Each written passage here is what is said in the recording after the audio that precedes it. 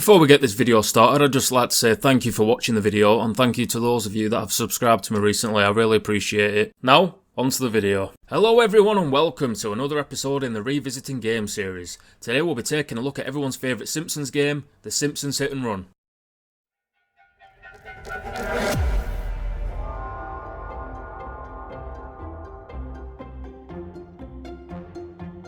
I think we can all universally agree that Hit Run is the best Simpsons game ever made, and it still has a massive following to this day, with multiple petitions and fan remakes happening years after the game's release, which says it all, let's be honest. One particular fan remake that I've been keeping an eye on is that of Rubes. Not that he needs me promoting his channel, but you should definitely check out what he's working on, because it truly does look incredible. Unfortunately and understandably, this has not been released to the public and is just for his own personal use. Hit Run was developed by Radical Entertainment and published by Vivendi Universal Games. Hit Run was released in September 2003 for the GameCube, PlayStation 2, Xbox and PC. Hit Run was a commercial success with recorded sales of over 3 million worldwide.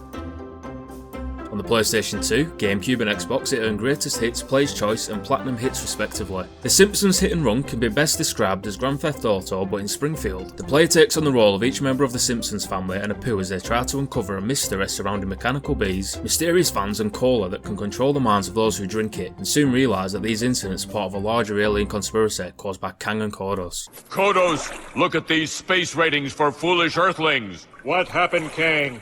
Foolish Earthlings used to be the #1 reality show in the galaxy. Space viewers couldn't get enough of these humans and their behavior. Our show is down in all key demos. But our show concept was so perfect. We filmed these idiotic bipeds with hidden cameras and beam it into every television in the galaxy. Come on, you knockers!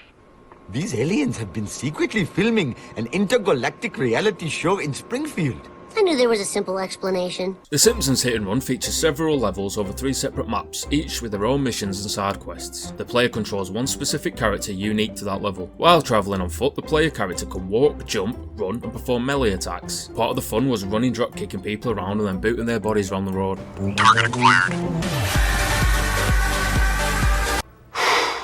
Boy, that escalated quickly. The game is a sandbox style and emphasises driving, and the player controls their character from a third-person view. The pedestrian camera causes a few problems, and the camera slightly off angle results in many a misstep in this game. The camera manages to snag on numerous objects in the environment. Worse still, you can occasionally find yourself stuck in those awful Austin Powers-like situations where your car is eternally wedged between 2 objects. The character can perform certain acts of violence such as attacking pedestrians, blowing up vehicles and destroying the environment. Hit Run has a warning meter that indicates when the police will retaliate for bad behaviour. The Hit Run meter fills up when the character runs people over, destroys objects, and it goes down when they quit being the scourge of Springfield.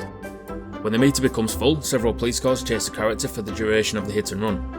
If the player is caught and arrested, they will be fined 50 coins. Each level contains items the player can collect, such as coins, buzz caller boxes or wasp cameras. The coins can be used to buy new cars and player outfits, some of which are required to progress through the game. The player can also collect itchy and scratchy cards, with several cards hidden in each level. When all 59 cards are collected in all the levels, the player unlocks a special The Itchy and Scratchy Show video. For the most part, the sound in the game is superb. Each of the show's actors delivers performances here, and the authenticity does a lot to reinforce the consistency of the game. The game uses a basic level structure with 7 levels in total, each with 7 primary missions. Each level in the game is assigned to one specific character. Missions are assigned by interactions with the city's various characters. They generally involve collecting and delivering items to other people or locations, racing other characters, and even getting into full-on car combat situations. However, the lack of originality in this game's mission structure is more than made up for by the decisively original style of Simpsons humour.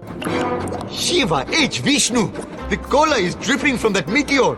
Ooh, free deadly cola. Each level also has 1 bonus mission and 3 non-story related race missions. Completing both the bonus missions and race missions helps you to unlock new and unique cars in the game. This is key, as vehicles are the most important aspects of Hit Run's gameplay. Hit Run has a bevy of different cars to choose from, ranging from the more generic and standard looking cars to a host of different episode specific cars that fans of the show are bound to recognise. Each character in the game starts out with his or her own car. Marge has a road rage inspiring Canyonero, Homer drives the family sedan, Bart drives Martin Prince's entry into the Springfield Soapbox Derby, the Honour Roller. These are not the only cars that each character can drive, however, as certain missions will require them to purchase new cars from vehicle merchants located around Springfield. For example, one early mission requires Homer to destroy Smithers' car before he can get to the power plant to conduct Homer's employee review. So, to do this, Homer purchases the massive Plough King from his good friend Barney. However, if you can find one of any of the numerous phone booths strewn around the town, you can access any of the different cars in the game. There is a seemingly endless number of different cars to unlock and purchase in the game. All in all, the selection of cars should keep you plenty entertained as you navigate the streets of Springfield. The game's mapping system is denoted by a GTS circular street map that appears in the corner of the screen. Additionally, there's also a system that works by having arrows appear on the street, pointing out the path you need to follow. In many ways, it was actually a better arrow system than the ones used in the GTA games at the time, and it kept you from ever really getting confused while driving. The Simpsons Hit Run is easily the best Simpsons game ever made, which may not sound like an accomplishment going off the previous Simpsons titles, which, let's be honest, have not been great at all. But overall, the game has some good stuff for Simpsons fans, but the repetitive and at times frustratingly difficult gameplay makes it a struggle at times. But my main query is this: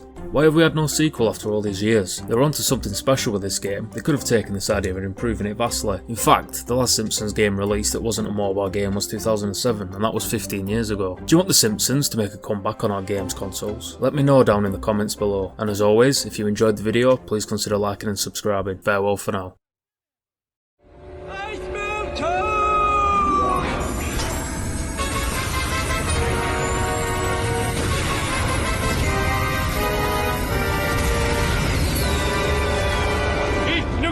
Death, you effeminate wriggling spacewads!